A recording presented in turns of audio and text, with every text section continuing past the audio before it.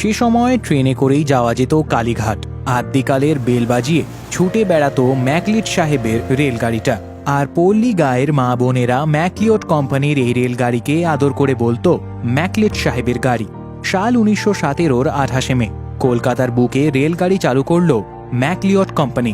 কালীঘাট থেকে ফলতা পর্যন্ত যেত রেলগাড়ি, তাই এই রেল রাস্তার নাম ছিল কালীঘাট ফলতা রেলওয়ে। সেদিনের রেলপথ মানচিত্রে কালীঘাটের মন্দির যেতে গেলে নামতে হতো আজকের মাঝেরহাট স্টেশনে। সেখান থেকে ছোট লাইট রেলওয়ের গাড়িটি ঝিকঝিক করতে করতে চলে যেত ফলতা অবধি। কার্যত যে রেলপথ দিয়ে গাড়িটি যাতায়াত করত সেটি আজকের শহর কলকাতার ব্যস্ততম রাস্তা জেমস লং সরণি। এখান দিয়েই চলত রেলগাড়ি, যেমন আজকের ট্রাম গাড়ি। সেকালে বাড়ি থেকে বেরিয়ে রেলকে হাত দেখালেই দাঁড়িয়ে যেত রেলগাড়ি।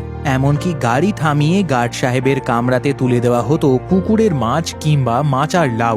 এমনই ছিল সেকালের কলকাতার রেলপথের গল্প। সেদিনের গ্রাম আজ শহরে পরিণত হয়েছে, বদলেছে অনেক কিছু।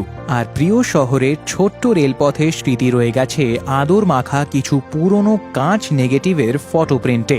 সেই নেগেটিভের ফটো থেকেই কেউ যেন বলে ওঠে, ও ম্যাকলিট সাহেবের ড্রাইভার, গতি একটু আস্তে করো দেখি, কালী মায়ের থানে যাব, মানত করা ছিল, আমার নাতি হয়েছে গো।